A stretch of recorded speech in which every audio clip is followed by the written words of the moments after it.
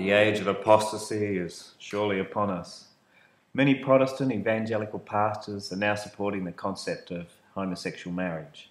Rob Bell, the former pastor of a megachurch at Michigan's Mars Hill Bible Church and best-selling Christian author, recently said, "I am for marriage, I am for fidelity, I am for love, whether it's a man and a woman and a woman, or a man and a man. I think the ship has sailed." This is the world that we are living in, and we need to affirm people wherever they are. Brian McLaren is a prominent Christian pastor and author from the emergent church movement. He has often been named as one of the most influential Christian leaders in America. In late 2012, he led a marriage ceremony for his homosexual son. While the so-called civilized world and progressive Western church clamours to evolve into moral and sexual depravity, it has forgotten one essential fact.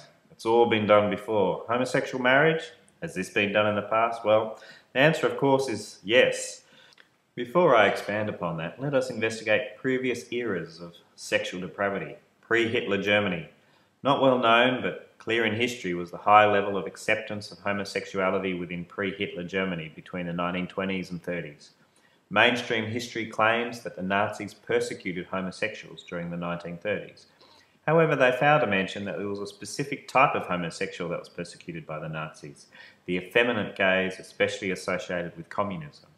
This contradicted the masculine version of homosexuality as practiced by a considerable number of high-profile Nazis, a practice which was borrowed from the Grecians and the Romans. They detested the weak, effeminate version that was portrayed and set out to make an example of it and deflect attention away from their own homosexuality. There is abundant and overwhelming evidence that the Nazis arose out of a macho homosexual subculture that idealised warriorship and homosexual pederastry, male sex with younger males.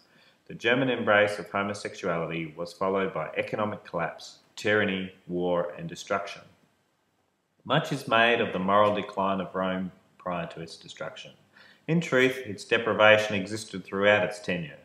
Greece and Rome had a well-accepted culture of pedastry, i.e. sex with young boys. We are also told by a number of historians that the more depraved emperors were involved in homosexual marriages. Tacitus records that Emperor Nero married other men and even boys. The historian Suetonius reports Nero's marriage to Dorothus, another man. Martial, a 1st century AD Roman poet, mocks these uncommon perversions of Roman culture. Rome normalised prostitution, pornography and sexually explicit speech. Homosexual marriage, however, was an aberration rather than a norm of Roman culture.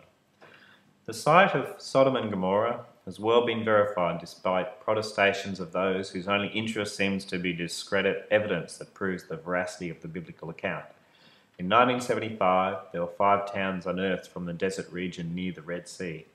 Ashy debris is found covering these towns. The towns were written about by both Greek and Roman sources. Known as Bab-hedera and Numira, they lie as an eternal reminder of the consequences of unbridled sexual perversity. Same-sex unions with accompanying celebrations have been found throughout pagan culture, from China to the Americas. Most, however, did not sanctify this union with marriage.